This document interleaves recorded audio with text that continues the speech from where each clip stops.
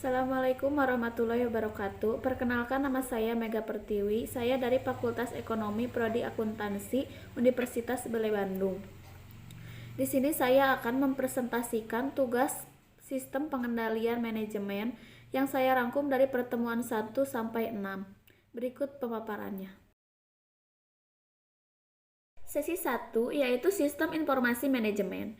Sistem informasi manajemen adalah sebuah sistem yang terdiri dari beberapa anak sistem yang saling berkaitan, yaitu pemrograman, penganggaran, akuntansi, pelaporan, dan pertanggungjawaban untuk membantu manajemen mempengaruhi orang lain dalam perusahaan agar mencapai tujuan perusahaan melalui strategi tertentu secara efektif dan efisien. Kemudian ada strategi. Strategi adalah cara yang dipilih oleh manajemen untuk mewujudkan visi organisasi melalui misi organisasi. Formulasi strategi, proses memutuskan tujuan organisasi dan strategi untuk mencapai tujuan. Perbedaan formulasi strategi dengan pengendalian manajemen. Formulasi strategi adalah proses pengambilan keputusan strategi baru, sedangkan pengendalian manajemen proses pengimplementasian strategi tersebut. Kemudian perencanaan strategi. Proses untuk menentukan tujuan perusahaan dan strategi untuk mencapai tujuan. Reaksi perusahaan terhadap lingkungan. Alat analisis yang digunakan adalah analisis SWOT. Bisa dilihat di gambar. Analisis juga dapat dilakukan dengan IRR, NVP, payback, dan lain-lain. Kemudian ada juga pengendalian tugas, yaitu proses untuk menjamin bahwa sebuah pekerjaan dilakukan dengan cara efektif dan efisien. Alat analisis yang digunakan untuk pengendalian manajemen yaitu IRR, NVP, FAIR, analisis variance, BEP, full costing. Sedangkan alat analisis untuk pengendalian tugas yaitu perencanaan produksi, payback, EOQ, dan analisis kekerasan beton dan lain-lain. Kemudian di sesi 2 yaitu materi tentang memahami strategi. Menurut Robert M. Anthony dan Gopindarzan, memahami strategi adalah rencana-rencana untuk mencapai tujuan organisasi. Sedangkan menurut Kenneth L. Andrews, yaitu suatu proses evaluasi kekuatan dan kelemahan yang ada pada perusahaan yang dilakukan oleh eksekutif puncak serta melihat kesempatan dan ancaman. Kemudian menurut Hanif Ismail dan Darsono Prawirnegoro, yaitu peta jalan untuk mencapai tujuan.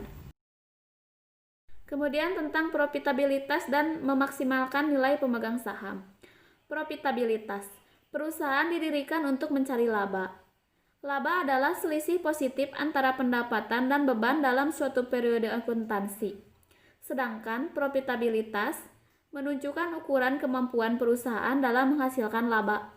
Biasanya, profitabilitas perusahaan diukur dengan ROI, memaksimalkan nilai pemegang saham.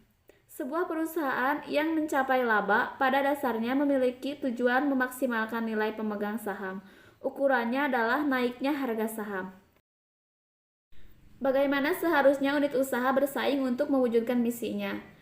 Yaitu dengan harga yang rendah. Fokus utama dari strategi ini adalah mencapai biaya yang rendah yang berhubungan dengan pesaing. Hal ini bisa dicapai dengan pengendalian biaya dan proses produksi yang dilakukan secara ekonomis. Kemudian ada diferensiasi. Fokus utama dari strategi ini adalah membedakan tawaran produk dari unit usaha yang ada, menciptakan sesuatu yang menurut pelanggan unik. Pendekatan diferensiasi produk termasuk layanan terhadap pelanggan, desain produk dan penampilan produk, dan teknologi. Kemudian lanjut ke sesi ketiga yaitu tentang perilaku dalam organisasi sistem pengendalian manajemen. Sistem pengendalian manajemen mempengaruhi perilaku manusia. Tindakan-tindakan individu untuk meraih tujuan-tujuan pribadinya juga akan membantu dalam pencapaian tujuan organisasi. Kemudian lanjut ke tujuan sistem pengendalian manajemen. Tujuan utama sistem pengendalian manajemen adalah memastikan keterpaduan tujuan semaksimal mungkin antara tujuan individu dengan tujuan organisasi. Sebuah sistem pengendalian yang memadai setidaknya akan mampu memotivasi para individu yang terkait untuk tidak mempertentangkan upaya mereka dengan kepentingan organisasi. Kemudian ada faktor informal. Baik sistem formal maupun proses informal memberi pengaruhnya pada perilaku manusia dalam organisasi. Penting untuk diperhatikan oleh para perancang sistem pengendalian formal, aspek yang berkaitan dengan proses informal seperti etos kerja, gaya manajemen, dan budaya yang melingkupi.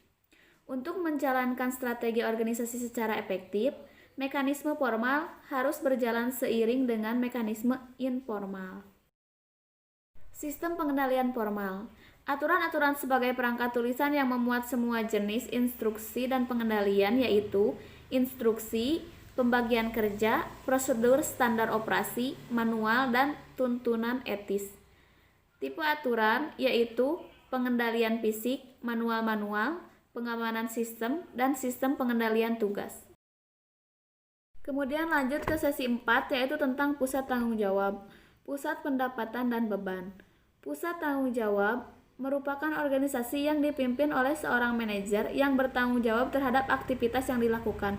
Fungsi dari berbagai pusat tanggung jawab dalam suatu perusahaan adalah untuk mengimplementasikan strategi tersebut. Jenis-jenis pusat tanggung jawab, yaitu pusat pendapatan merupakan unit pemasaran atau penjualan yang tidak memiliki wewenang untuk menetapkan harga jual dan tidak bertanggung jawab atas harga pokok penjualan dari barang-barang yang mereka pasarkan. Pusat beban, yaitu pusat tanggung jawab yang inputnya diukur secara moneter namun outputnya tidak. Pusat beban teknik, yaitu biasanya dalam operasi manufaktur. Ciri-cirinya, input-inputnya dapat diukur secara moneter, input-inputnya dapat diukur secara fisik, dan jumlah optimum dan input yang dibutuhkan untuk memproduksi suatu unit output dapat ditentukan. Kemudian pusat beban kebijakan, yaitu merupakan unit-unit administratif dan pendukung, operasi lead bank, dan hampir semua aktivitas pemasarannya. Ciri-ciri pengendalian umum. Penyusunan anggaran, teknik yang sering digunakan untuk menyusun anggaran, dan untuk pusat beban kebijakan disebut sebagai manajemen berdasarkan tujuan, atau suatu proses formal di mana pembuat anggaran mengusulkan untuk menyelesaikan pekerjaan tertentu dan menyarankan untuk yang akan dipakai dalam evaluasi kinerja. Jenis pengendalian keuangan pada pusat beban teknik. Sasarannya menjadi kompetitif dalam biaya dengan cara menentukan standar dan mengukur biaya akrual terhadap standar tersebut. Kemudian pada pusat beban kebijakan. Untuk mengendalikan biaya dengan mengikutsertakan para manajer guna berperan dalam perencanaan, mendiskusikan langkah yang akan diambil, dan tingkat usaha yang bagaimana yang tepat untuk masing-masing. Kemudian lanjut ke sesi 5, yaitu tentang pusat laba. Ketika kinerja finansial suatu pusat tanggung jawab diukur dalam ruang lingkup laba, yaitu selisih antara pendapatan dan beban, maka pusat ini disebut pusat laba atau profit center. Kondisi-kondisi dalam mendelegasikan tanggung jawab laba. Manajer harus memiliki akses ke informasi relevan yang dibutuhkan dalam membuat keputusan serupa.